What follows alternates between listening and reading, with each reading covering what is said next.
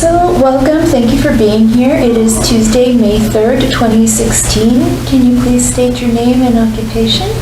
Grisel Acosta, artist, writer, and assistant professor here at BCC. Thank you for being here. I wanted to ask you a bit about your background, your early life, and any influences you saw growing up with your family, and your early education, things of that nature.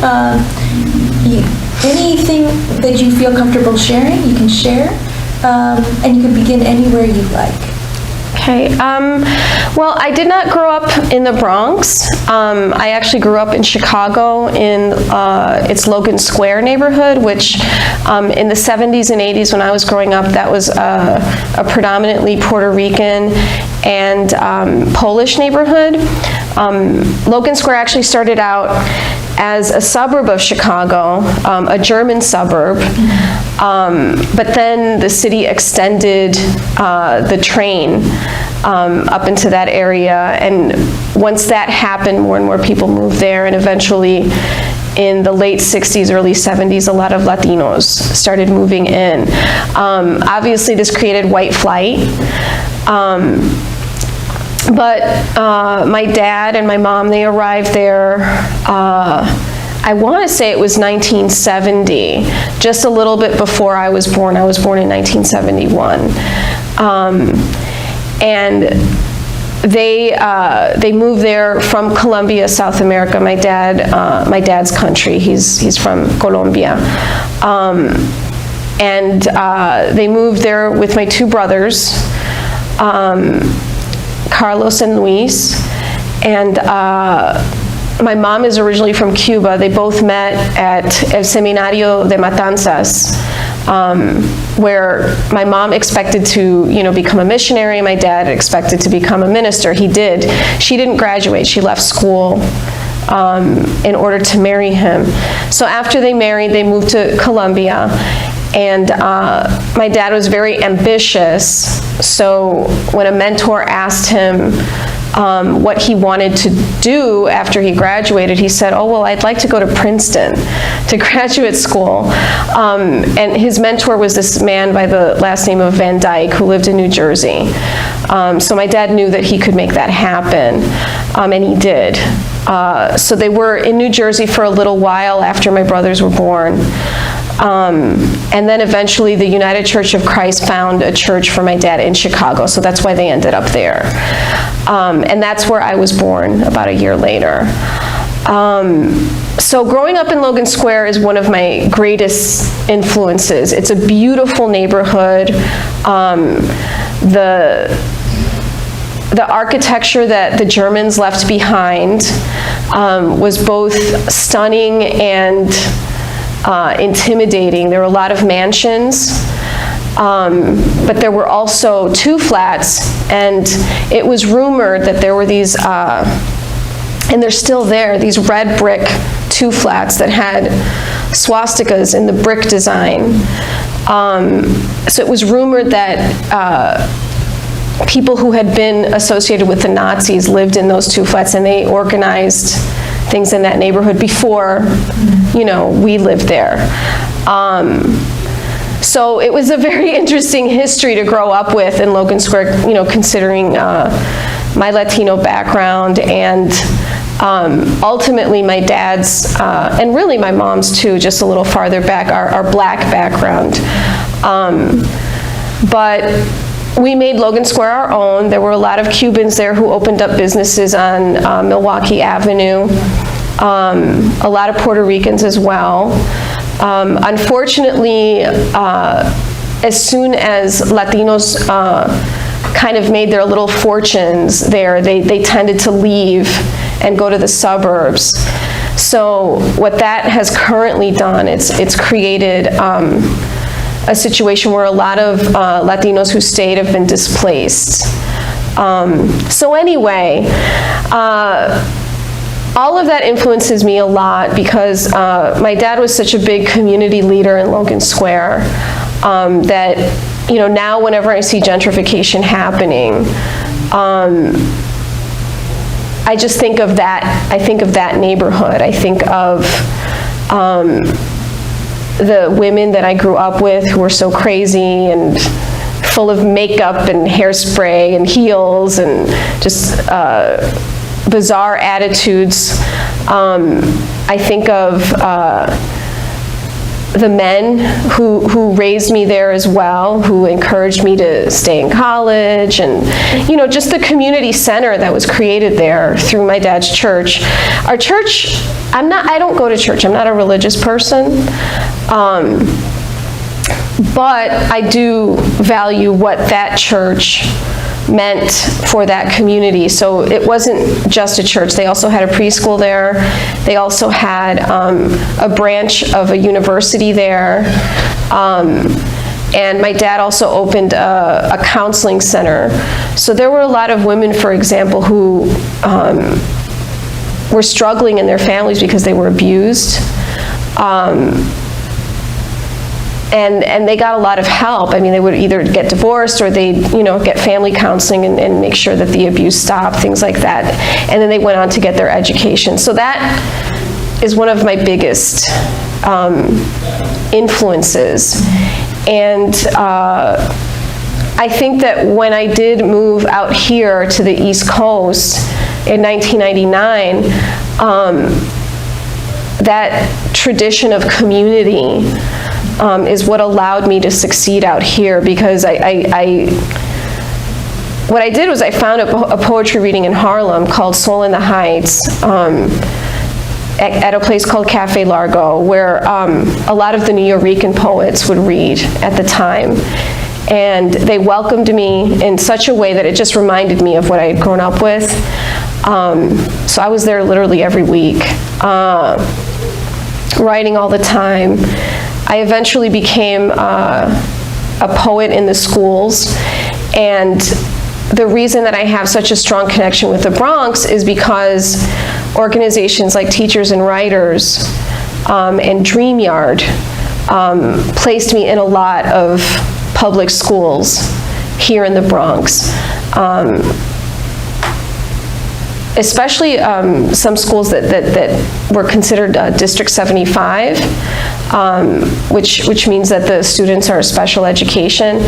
And just the beauty that I encountered with the student writers, it left such a big impression on me. However, I did feel like I didn't have the tools to help them as much as I would like. I just wanted to be able to do more. And at the time, I was an adjunct at a community college in New Jersey. I was a teaching artist for DreamYard and Teachers and Writers, and for NJPAC, which is the New Jersey Performing Arts Center. So I had a lot of different jobs. It was just kind of, it was hard work. It was great work, but it was very hard. So I just felt I needed more stability and more training to do what I really wanted to do. So that's when I moved away from the New York area for 5 years to get my PhD. And I did that in Texas, and it provided exactly that. It was perfect. I had a lot of Latino mentors there.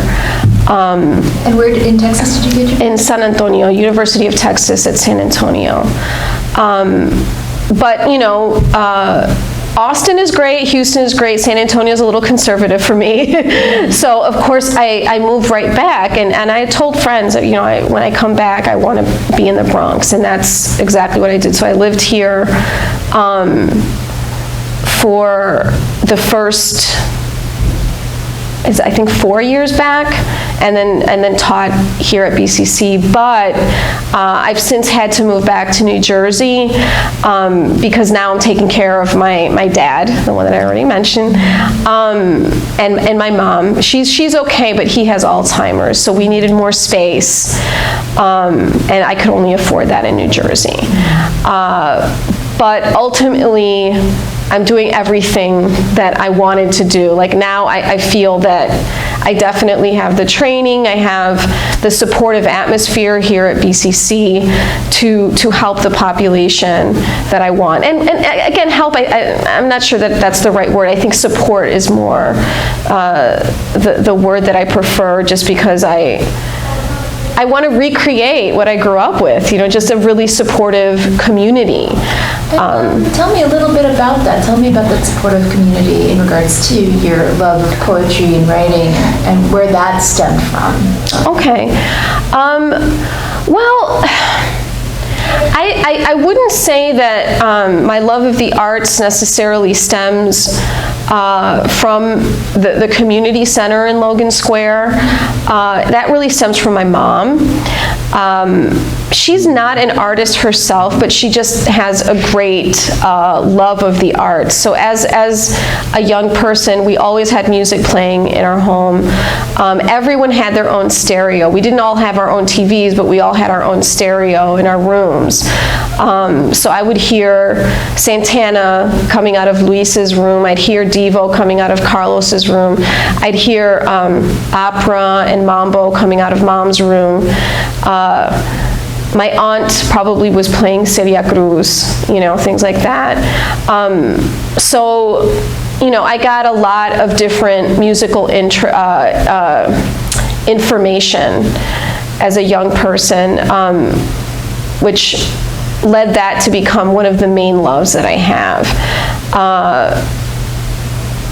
So I really grew up in Chicago's 80s punk movement and definitely the Chicago house movement. So I was always going out to concerts and clubs and dancing all the time. That was really like my favorite activity as a young person. But then, my mom also took me, we had a wonderful, I guess this is where the community center kind of comes in. We had a wonderful friend, Mario, at the church who, my parents embraced him in a way that other church members wouldn't because he was gay. My parents never judged him in that way, and as leaders of the church, I think that had an influence, but at the time it was still really difficult. So because of that relationship, Mario felt very comfortable kind of doting over my mom. And around what time period was this? I would say that this was like the 70s and 80s. So what he would do is he would constantly take her to restaurants and he would give her tickets to different different shows, like theater shows that were playing in the city. Tickets to films, or he'd let her know about specific films that were showing in the Chicago International Film Festival. So he really helped cultivate my artistic education just as much as my mom did, because she would take me to these plays and musicals, and I'd go with her to the films, and we were always at the Art Institute as well. So whenever there was a big exhibit, my mom would take me to the Art Institute. And after she stopped taking me, I just went on my own. They used to have a room where they had the Chagall windows, and the Chagall windows are huge. They're just these huge, mainly like a cobalt blue set of windows depicting, I think, different seasons. Not so much like the mosaics that he did depicted the season, but in a slightly different way. So they used to have the windows in a room that was covered in red. So like the carpet was red, the walls were painted red, the seating was red. So the blue really stood out. So I would just, after school, I'd just go there and look at the windows for like an hour. Since then, they've moved them to a more public place where it's brighter. It's not the same thing. You can't really sit there and not have people walk in front of you, and but anyway, that was a huge part of my consciousness, and I remember seeing Francis Bacon's Figure with Meat. I want to say that's the title of it, for the first time there, and I'm going to forget the other artist's name who I looked at all the time there. But anyway, so all of the arts were a huge part of my life. I started out as a painter. It didn't really work out. It was too expensive. I did go away to college on a scholarship for art, but Which college was that? That was University of Illinois at Champaign-Urbana, but I was not in the right place at all in terms of culturally. U of I did not fit for me, not downstate, not in the middle of cornfields and cow pastures. It was very, very racist.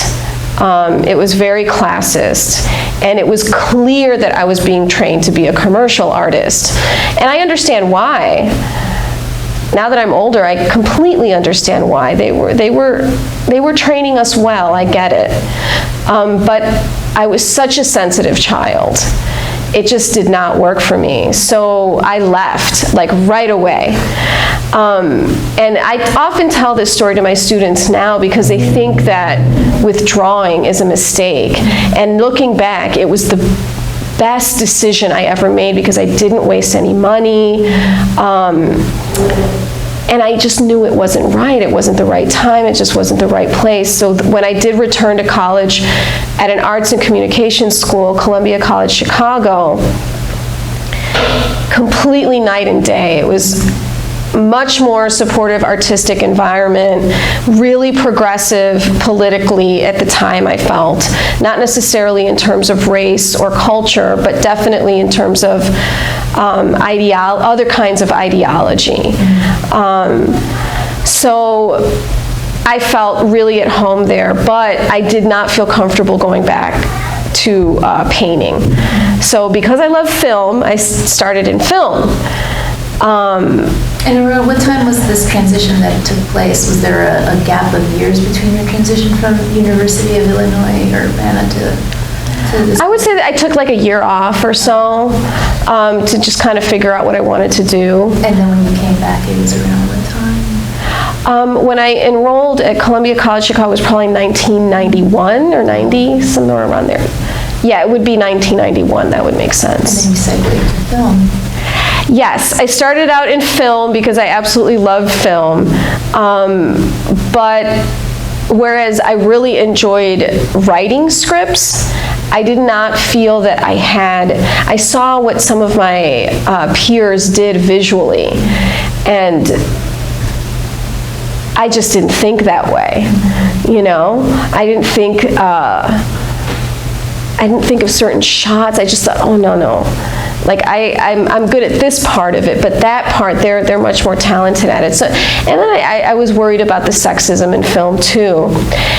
Also at the time, a lot of professors, and I never thought that I was a writer, a lot of professors were telling me that I was a writer, and that if the college at the time had a creative writing major,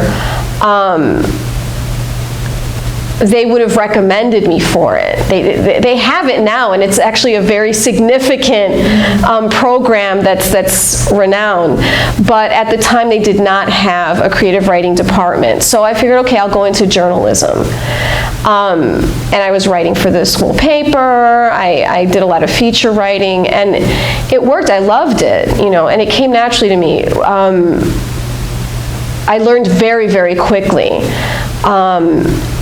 I didn't think I was a writer because what I did on my own time didn't seem valuable to me. I'd been writing in a journal since I was like probably, I don't know, maybe 12. And before that, when I was a little girl, I always wrote plays and things on, you know, perform them for my parents and stuff like that. But I just thought it was a hobby. I didn't realize that was an inclination or something that would be valuable to my career later. But professors told me that, so that's what I eventually did.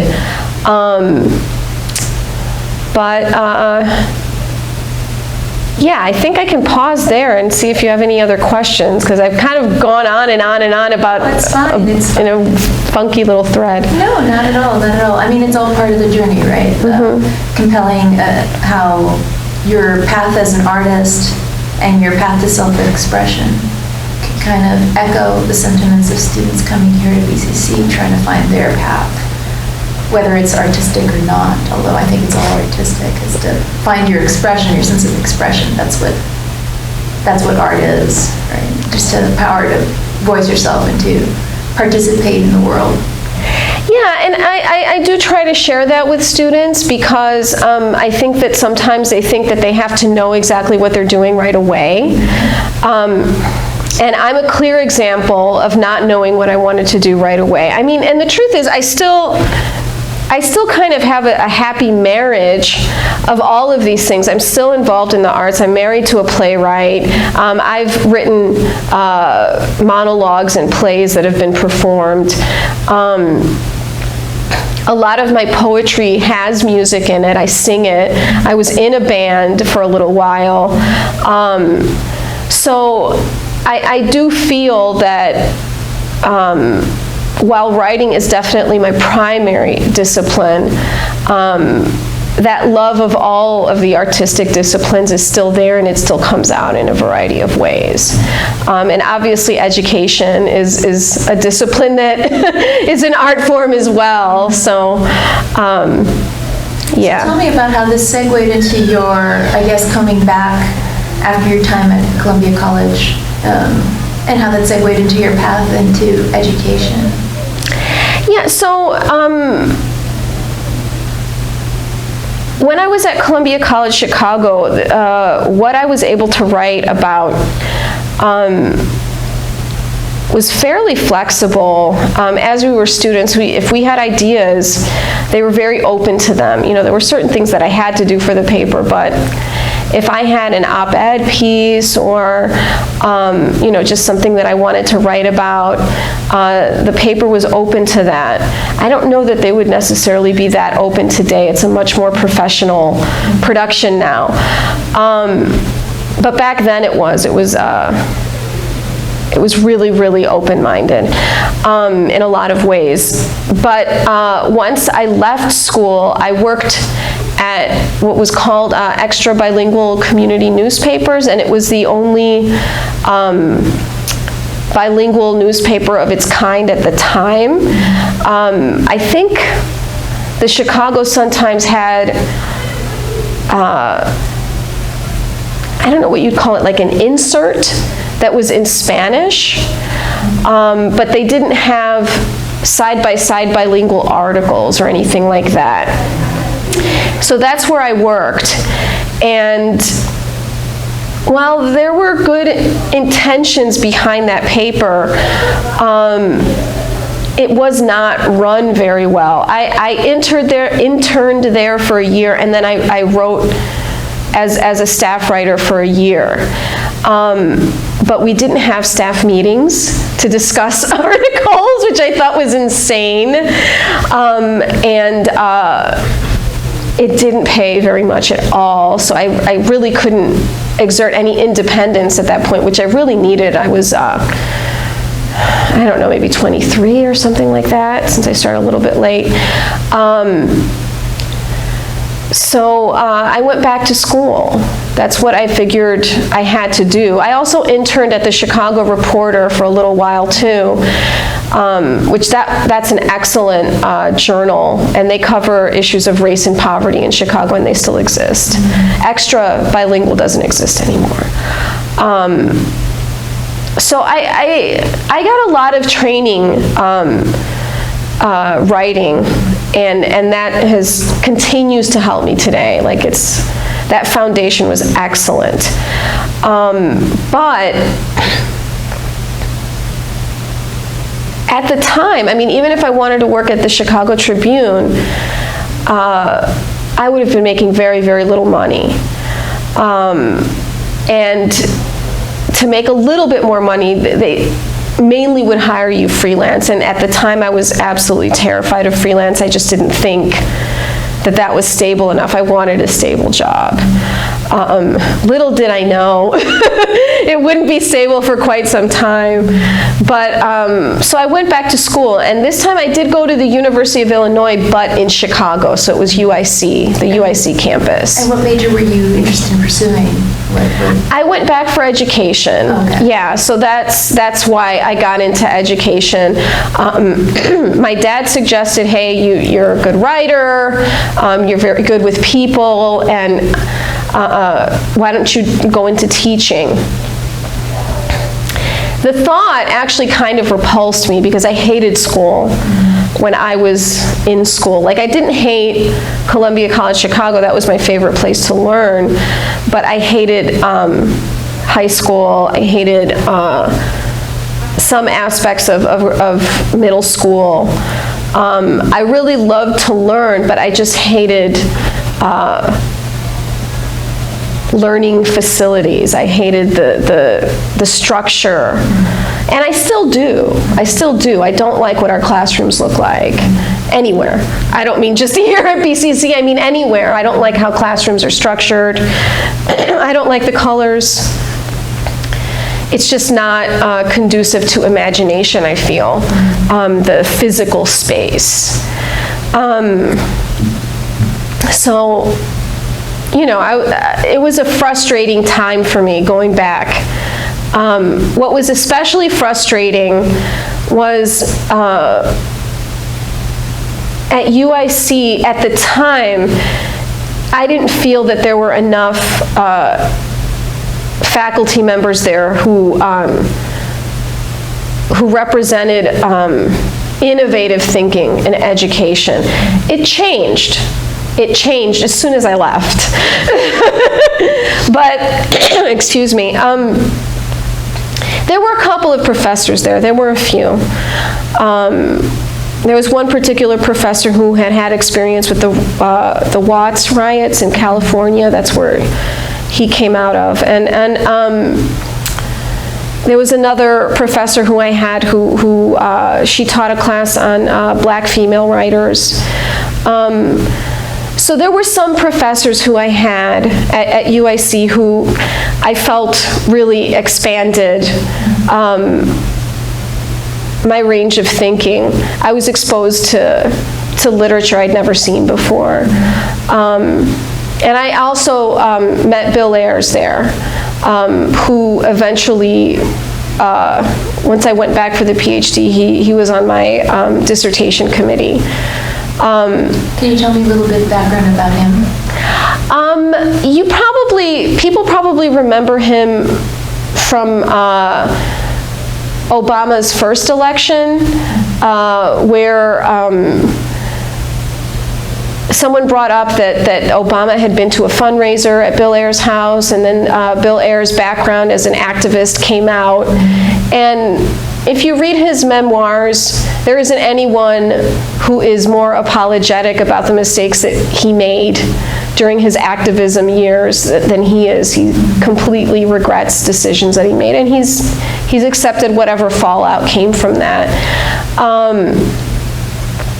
But my experience at UIC, I didn't know that background originally.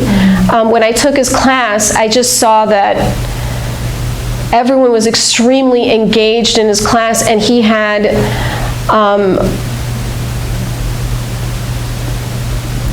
words that I felt really inspired people in terms of diversity, in terms of women's rights, in terms of creating a transformative classroom, a radical classroom, a classroom that really inspires students to see what is going on around them and change it.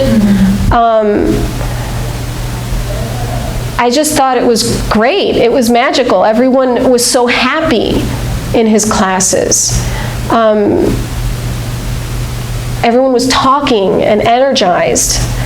Whereas some of the other classes, people, it was very lecture style, and everyone's going to evening classes as it is. They're working during the day, so people are exhausted. But he somehow brought the energy out of folks, and people really loved him for that. That's the person who I first met. It wasn't until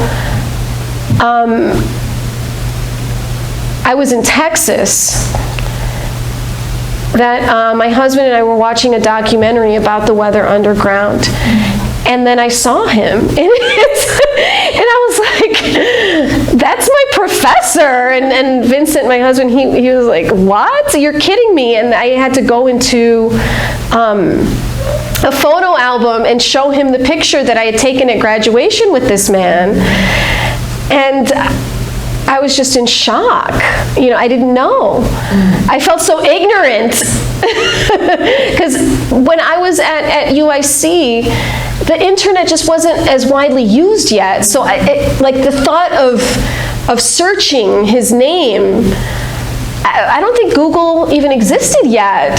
Would that have changed? Would that have altered your experience? Had you known previously what his background had been? Would you have interacted with him the same way? I don't know. I think that it was kind of nice not knowing that and just taking in who the person was at that moment. Sure. After I found out, I was a little troubled. I was like, but then I thought, no, I'm not going to, because first of all, he's upset, right? Like he wasn't able to see his friends for years. I mean, he knows what the consequences were. Sure. He hurt his own friend, or well, not him deliberately, but his actions resulted in his own friends getting injured. So I think that that I saw the regret there, and I saw the respect for life. So I said, no, I'm going to take my experience with this person as the reality. Like, that's the reality. I'm not going to discredit what I felt in that classroom because of mistakes that he made when he was practically a teenager. Yeah, that's the way that I decided to look at it. And then I realized, this might be someone who, because he has such radical views on education, he might be someone who I can actually reach out to for help on my committee, because at the time I was a little nervous about getting the support that I needed. I needed to have an outside reader. So I thought, okay, I think that this can work in my favor. I don't think people will be expecting this person to be invited to be on my dissertation committee. I think it'll work out, and it did. Everyone really embraced his support in the process. So yeah, I mean, I've only had positive interactions with him. And then to sum up, I guess, your trajectory of your story, going back to school at this time to get that, I guess at this point it was your master's degree in education? Yeah, I kind of skipped forward to the PhD in Texas, but again, even though he was there and some other people were there, I would say at the time it was a really, really conservative department. There were absolutely no African Americans who were obtaining an education degree. I was one of 2 Latinos. Whenever I spoke up in class, there were clearly people who did just they tensed up at the fact that I even dared to speak.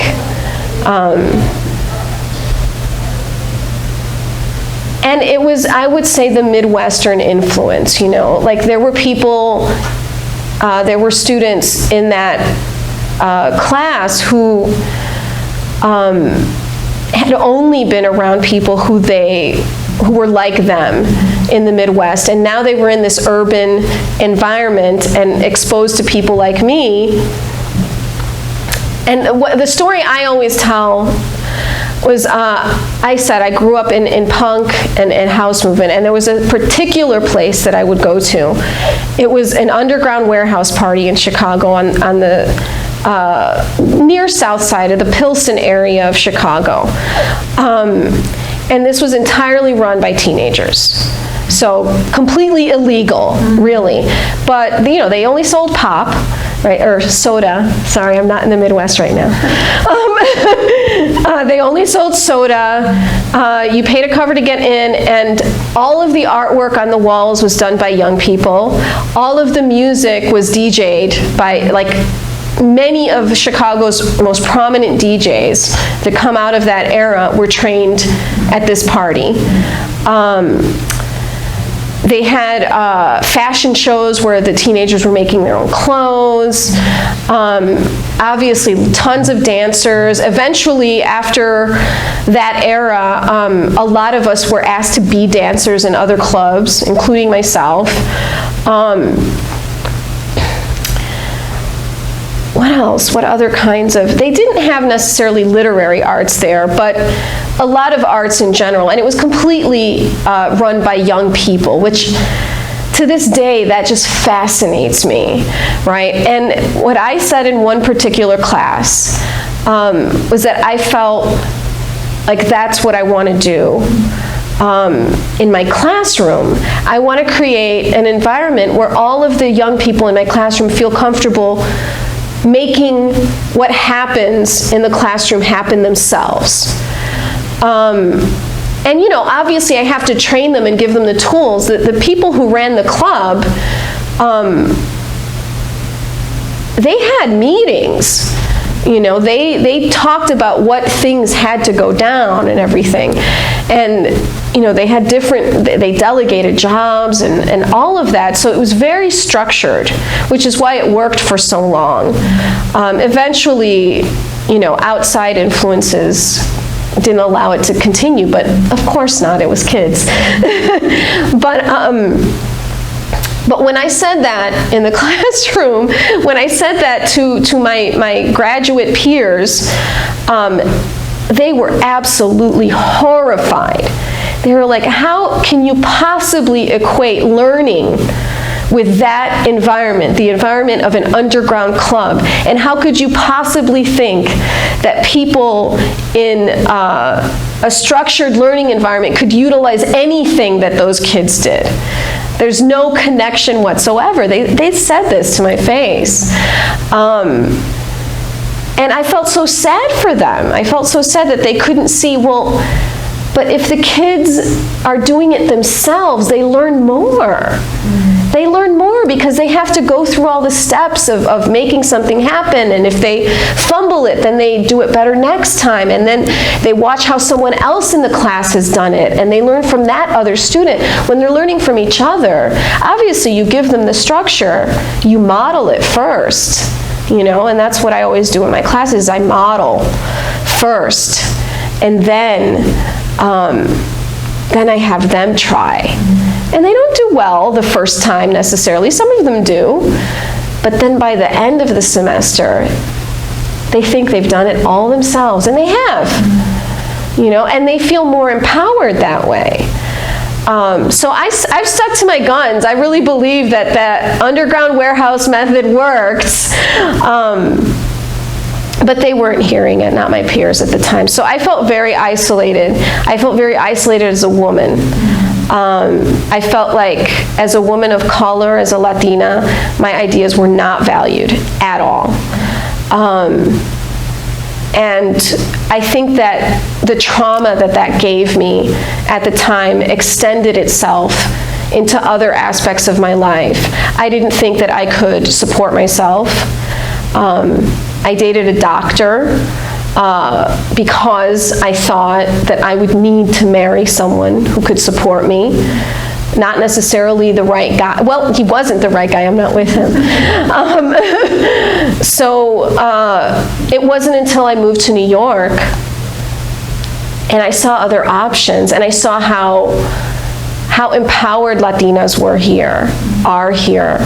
It wasn't until I saw how so many people, didn't matter what level of income, were just so educated, well-read, so fierce. I was like, oh, I can do that. I can be that. But I had to get away. I had to get away from Chicago, my family.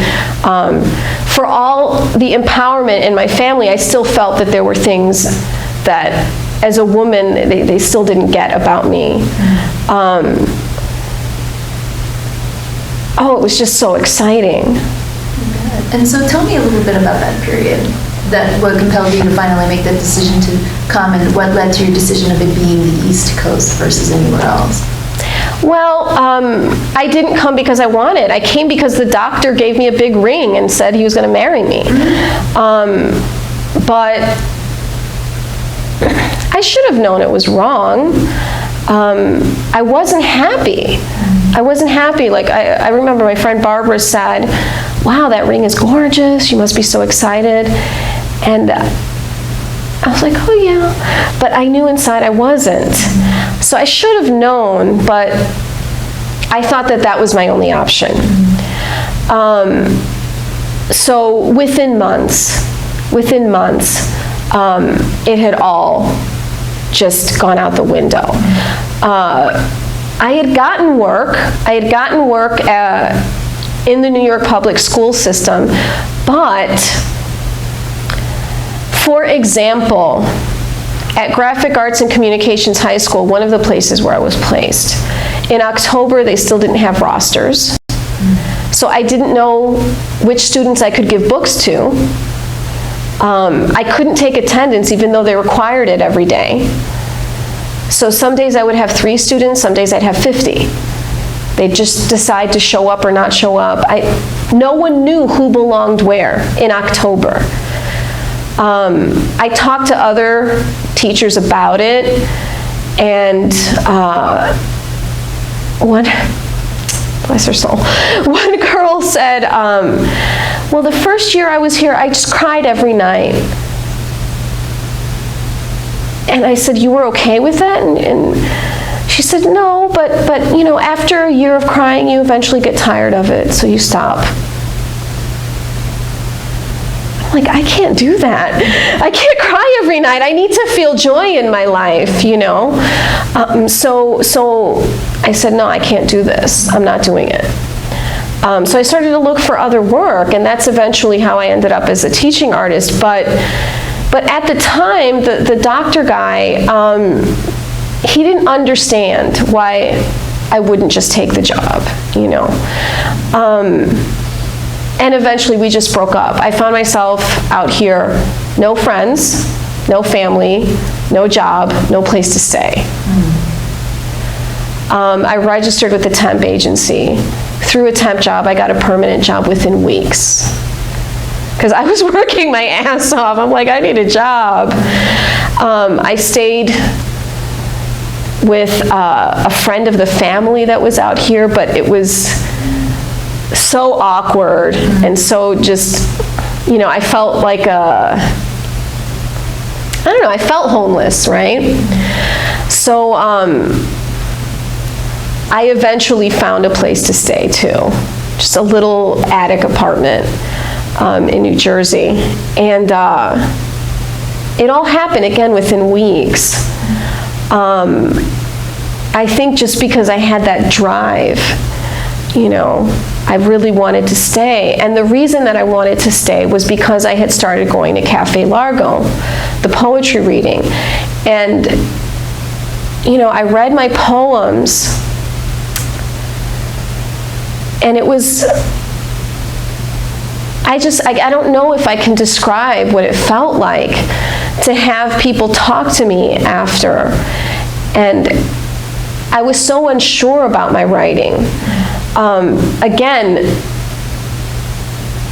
even though people told me I was a good writer and I had started out in journalism, because I wasn't making money, you know, I devalued it just the way that, you know, society has devalued the humanities.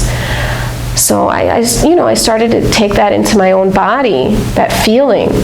So when I found these other people who said, oh no, your writing's great, you have to keep writing, I knew I was going to be there every week. I knew that, okay, I found a place where I can be myself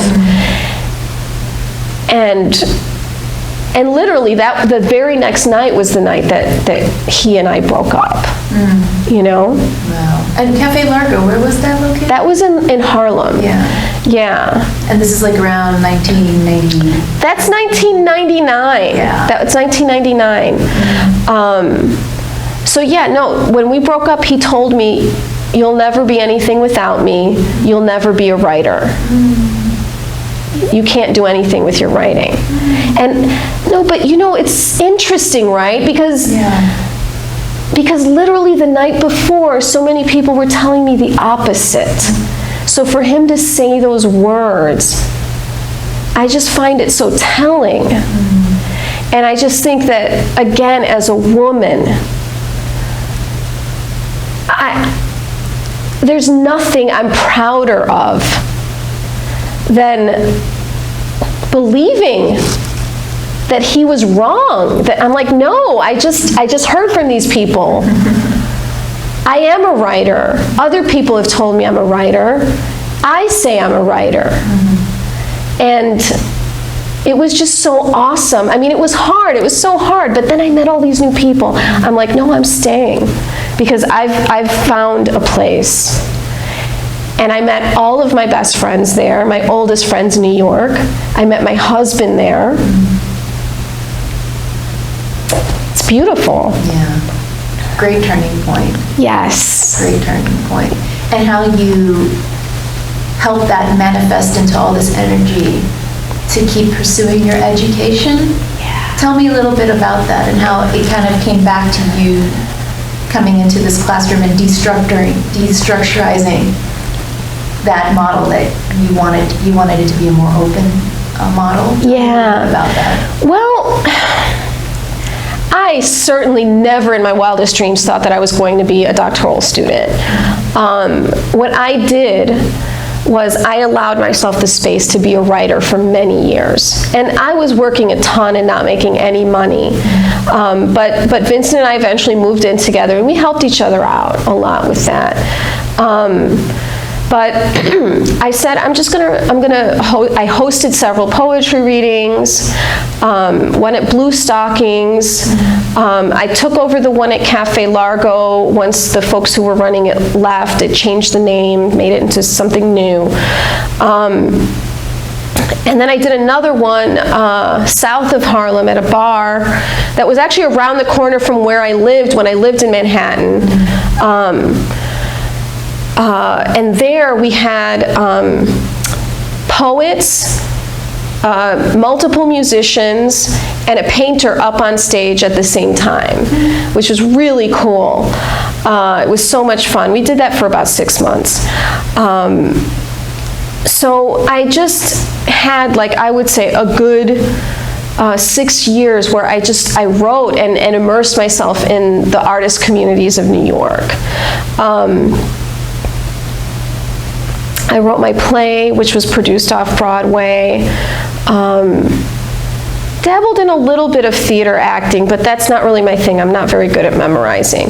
So I just while doing the poet in the schools thing, and also teaching as an adjunct in an English department at Hudson County Community College, I just made sure I went out all the time. For poetry readings, practiced a lot, wrote a lot, eventually got some poems published. And through all of that activity, I met my friend Nova, who, if there was anyone who I aspired to be, it was Nova. She was a doctoral student at Columbia University, and she specialized in art education.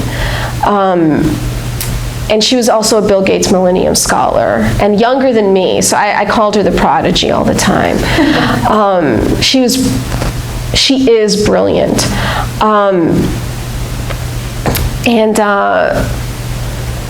You know, I just kept doing my thing, but eventually I started to get tired. And I was also worried about my folks who, they retired to Texas. So during all of this creative time, I also started a blog where I kind of used my journalism skills to kind of analyze different things in the culture, in the news. And eventually I was like, well, I really need a full-time job, so let me see if I can get a full-time gig at one of these community colleges. And I kept hearing no. And actually, they almost hired me at Hudson County Community College, but I would say there was a faculty member that was really dead set on it, dead set against it. Everyone in the hiring committee thought they were congratulating me. So I came to work one day and everyone's like, oh, congratulations. So I thought I had the job, but then I didn't. He literally went out of his way to find someone who had worked there years ago, who lived, I think, like 100 miles away, and brought that person in for the job. She didn't last 6 months because she was too far. Yeah. They could have just hired me. Yeah. So, and I think it was because, I don't know what it was. I don't know what it was, but I realized, okay, I'm not going to get a full-time faculty position if I don't get a PhD, even though tons of people at Hudson County Community College did not have their PhDs. But I realized I needed my PhD because of whatever they associate me with, right? I didn't hide my bohemian vibe. I didn't hide it. Even though now I feel like it's pretty suppressed, but at the time I did not hide it. So anyway, I started looking at other places, but what I found instead, close to my parents, was the PhD program. I was like, okay, I can't find a full-time position, but maybe if I get my PhD, I'll be able to get a full-time position. And I read a lot of articles that said, oh, PhDs are over, you don't need one of those, they're not going to get you anything. But I'm like, no, I have a feeling as a Latina, if I can get my PhD, I can do anything. So, you know, I talked to Vincent about it. I'm like, how would you feel if I actually went for this? Would you be concerned about possibly having to move to Texas? And he's like, no, go for it, it's great, do it. You know, and then I talked to my friend Nova about what that would entail, and I asked her, do you think that I'm capable of academic writing? She said, I've seen your blogs, you're totally capable of that. So I had all this support, totally different than years ago, right? I just had this family around me that wanted me to succeed. And at this point, even my parents had turned around a little. My dad, again, very supportive in lots of ways, but didn't understand me as an artist, so he was always a little nervous about me. But now, because I had done well in New York and everything, I really had the support that I needed to try this out. So I wrote something that I felt was a little more academic, gave it to them as a sample, gave them my philosophy, all of that, my statement of purpose. We were visiting, I think over Christmas, and I let the person who ran the program, Bridget Drinka, I let her know, and she said, "Oh, come on by. You know, we can chat." So then I went. Very warm vibes. She introduced me to the few people who were there over the break, and I got in. You know, and I couldn't believe it. I couldn't believe it because it was the last thing that I'd ever thought I would do. So we moved to Texas, and of course I didn't have funding yet. So as soon as we got to Texas, I applied for all of these grants, and I got a grant for the entire shebang. The Hispanic leaders in agriculture and education, which is so bizarre. So what I had to do was I had to shape my dissertation in a way that would allow me to look at environmental issues in Latino literature. So the ways in which Latinos are affected by natural man-made environments. Long story short, most Latinos are in very hostile environments. Lead, poisoned water. If they are on farms, the farms are not doing well. They're very poor. There are laws prohibiting them to plant certain crops, right? It's all in the literature, all of it. So it was a worthwhile project. That's awesome.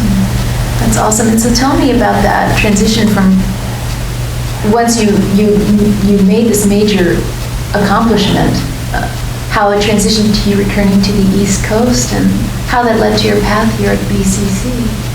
Well, I'll tell you, first of all, I have to say that the training that both Vincent and I got in San Antonio, because he ended up running the theater program at the Guadalupe Cultural Arts Center. And we were both recognized as writers in the city. Him a little more so than I, which I attribute to sexism. And he does too. We're a team, we really are. But the training we got there was excellent. I ran for 1 year the Literary Arts magazine and club at UTSA.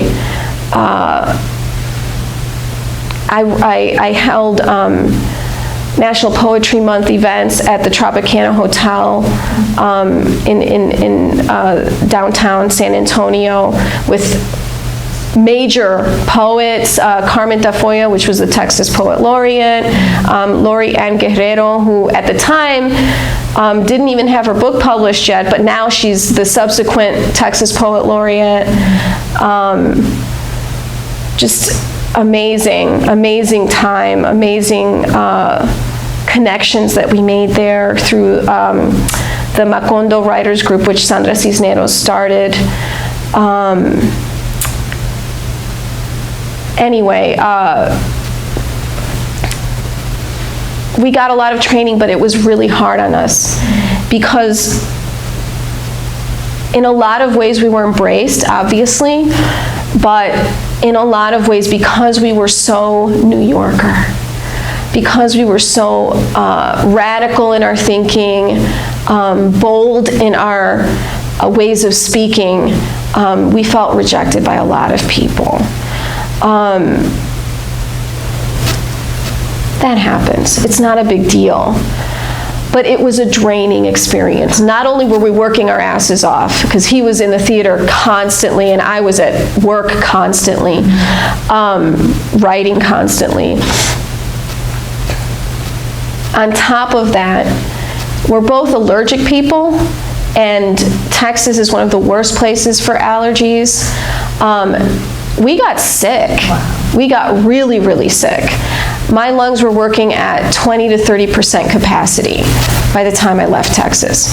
When I graduated, I was wheezing across the stage.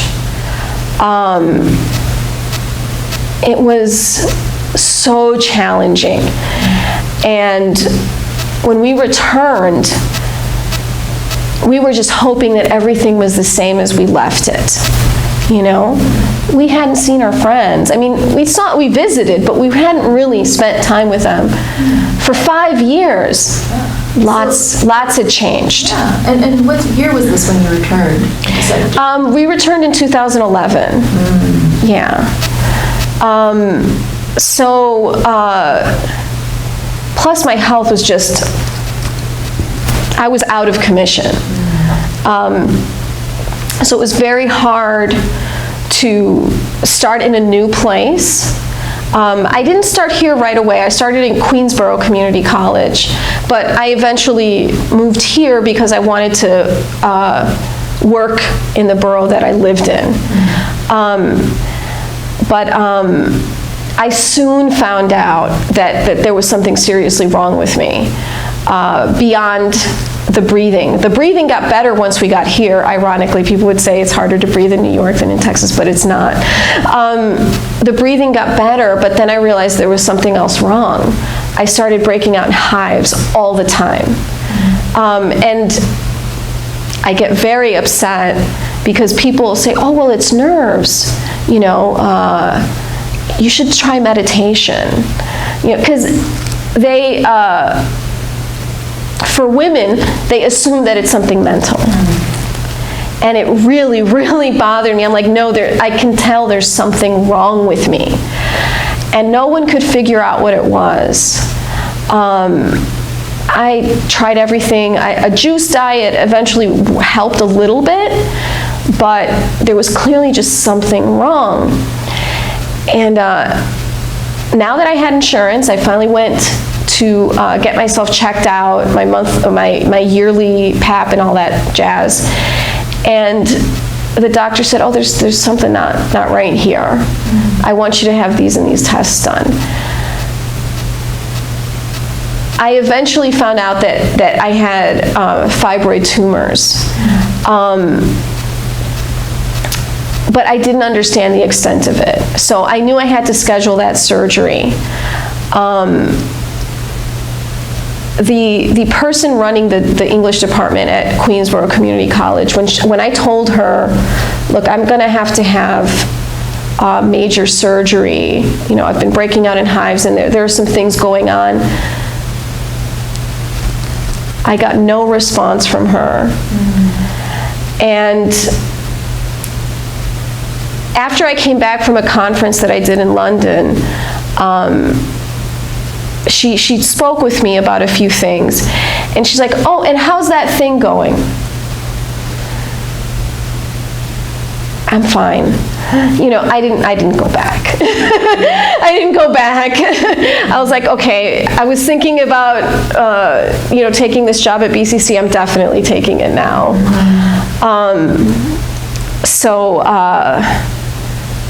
I eventually found out multiple tumors, and when I told the chair of the English department here what was going to have to happen, I said, look, I'm scheduling this for the break between semesters,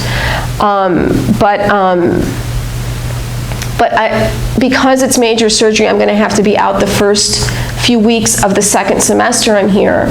She said, it's no problem. Email me at any time if you need anything. The support that I got here at BCC, unparalleled. There's nowhere else I've gotten the same kind of support in terms of illness. It was my second semester here, and I was already missing like the first few weeks of class. And I made all these plans and gave them to the sub and, you know, all that. But I didn't need to. They were perfectly okay. It was worse than they thought. They thought I had like maybe 8 tumors and one really big one. I had 21. The recovery was awful. It was awful. But the support that I got in this school and the respect that I got when I came back and I did my thing on campus, and when I've talked to now our subsequent chair, the first was Marianne Pita, the second one is Bob Buca. When I've told them, hey, I want to do this, hey, I'm interested in this, so much support, no judgment about any kind of you know, recovery from surgery, nothing. I feel so blessed, and I feel like as I've healed, you know, now I'm fine, but that year that I was healing, I was just able to do more and more, and I just feel so lucky to be here. I feel so lucky. I feel respected, I feel supported, I feel that even if there are things that need to be addressed, it's not awkward.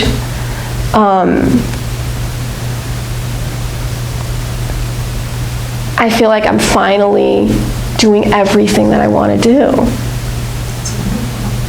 Tell me how that's translated into your relationship with the students over the years since you've been here. And what do you see as being some of the key obstacles and challenges and the benefits you've seen provided to the students since you've started working here as an educator?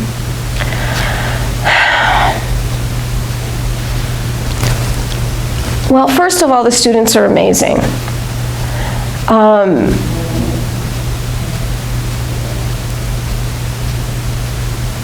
Sometimes in classrooms that I've been in across the country, you kind of have to explain the moral imperative behind a work of art or a piece of literature. I feel like the students here really grasp what the ideal world should be. They know it. They're like, that person in that story is wrong. You know, they understand it. And even the wrong person, you can have a discussion about that wrong person and how that person came to be someone who would do that despicable act in the story that you're reading. They have that knowledge. Their community has given them that knowledge. That is a strength that is disturbingly missing in other communities. You literally have to explain these things in other places at times. So I really appreciate that a lot. The challenges are, I think they're obvious. They've not been trained in their previous academic environments, so I have to train them in certain ways so that they can succeed wherever they go next. And that's really, really challenging because we are also expected to do a lot of other things. Our classes are huge.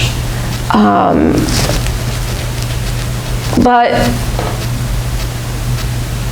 the fact that I was trained to take on so much in Texas, you know, and to really be a leader in so many different areas of my life, I think that I'm prepared to take on the challenge. You know, one of the things that prepared me in Texas more than anything was we rented a house one year. It's a little casita on the west side, like ancient, had gas stoves, or not like that you could, but like the heating system, right? The heating system was like this gas thing that was not healthy, I thought. But the kitchen was huge. So, you know, being a city girl, I hadn't really taught myself to cook. But I had this huge kitchen, and I finally taught myself to cook. And that, coupled with the stuff that I was looking at in the literature in terms of health in the Latino community, boy, it's important what we eat. And you know, it doesn't matter what class I'm teaching, whether it's composition or Latino literature or creative writing, I always find some way to work in my own 2 cents about, is that the snack that you're having before our class? You know, what did you eat last night? You know, is that maybe why you crashed so much in the morning? You know, I'll bring in poetry, I'll bring in short fiction, I'll bring in articles that address nutrition. Because, unfortunately, our students live in a place that does not have markets that are healthy. a lot of processed food, a lot of produce that, it's ironic, right? The food comes in through the Bronx, but then we get the older food. So, a lot of the fruits and vegetables aren't the freshest. It's better than having the processed food, but still. So I try to bring that up just because I know that their brains are going to work better on better food.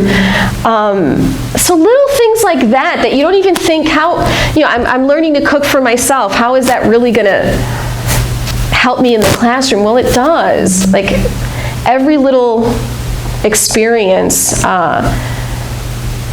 adds to the package that you provide your students.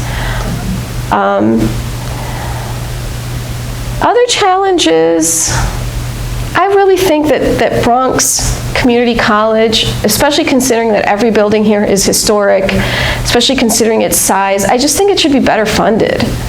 I don't understand why this facility is not better funded. We should have clean facilities. We should have water, healthy water, clean water. I think that's a big challenge. You want the students to feel, I don't know, that level of respect, I guess. Things that are taken for granted in other places. Yes. Basic necessities are key. Taking it all in, because it's such a wonderful scope, how would you describe what your vision was of higher education, especially in regards to community colleges, before you came to BCC and after? And how has that vision and your role in that higher education within BCC changed since then? Well, like I said, when I was a kid, I hated the educational system. I did not see its value at all. I grew up as a punk. I grew up with Jello Biafra and the Dead Kennedys, giving me a lot of information that I felt was left out in school. People like Ian McKay from Minor Threat saying DIY, do it yourself. And I felt like that was the best way to learn. So I've always had a little bit of subversion towards institutionalized education. But there's something about BCC. I think that because I'm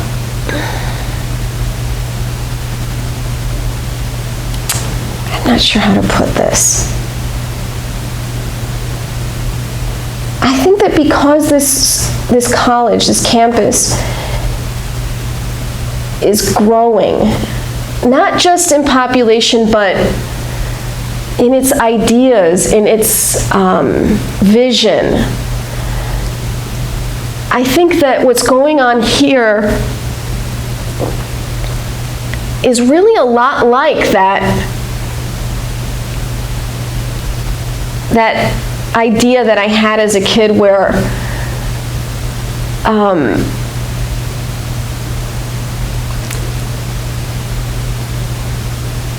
subversion, doing something differently, can be part of the learning experience. I think that there are a lot of people on this campus doing things differently.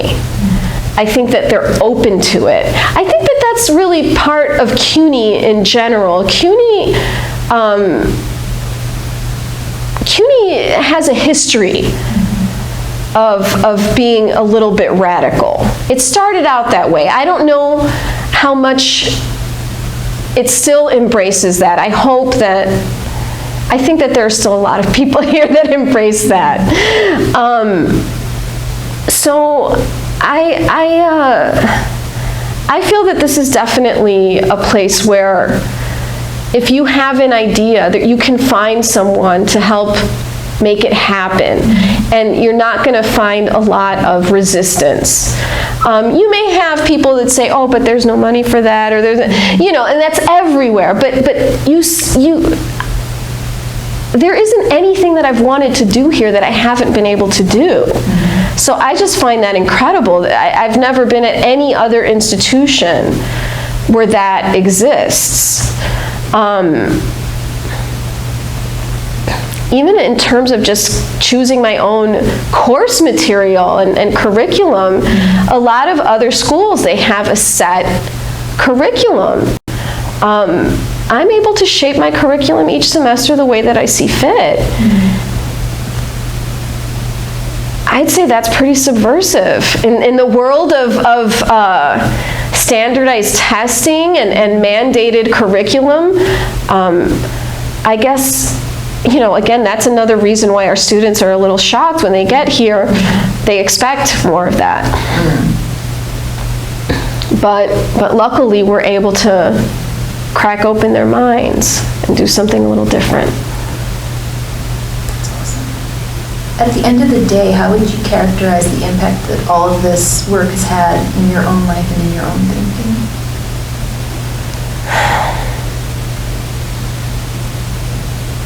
Gosh.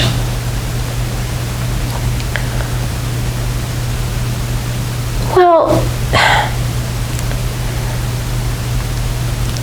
I think I was really judgmental as a kid, I think that it's healthy to have rebellion, for sure.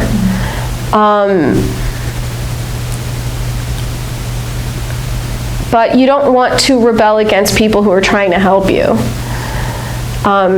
in a genuine way. Sometimes there are people who are trying to help and it's not really help. So I think that because I was a kid and I was ignorant to how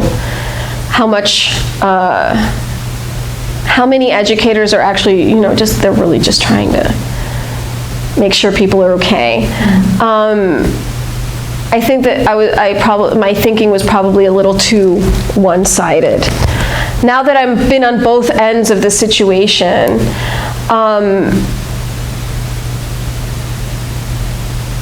I think that the way that it's changed my thinking is that whereas there was a time in my life where I'd completely write somebody off, like, that person thinks differently, I don't like them. I can work with anybody. I can work with anybody. I can work with somebody who hates me. and care. And care that we all do well. And I love it. I love it. There's nothing better than working with a colleague who has absolutely harsh ideas about you and making stuff happen together. There's nothing better. Because that's the way the world should be, right? We should be able to work together regardless. And there's absolutely nothing better than working with a student who doesn't think they can get anything from your class. Who knows what they've gone through? But you find what that student can bring to the class and you say, hey, I see that you have this going for you. Can you share that with us? The student transforms. What's better than that? What's better than that? I love it. So that's how my thinking has changed, yeah. That's wonderful. I think we're done. Do you have any final words before we wrap up? I still love punk rock. It's the best. It gives you a lot of good information. At least the old stuff. That's it. Thank you so much. Thank you.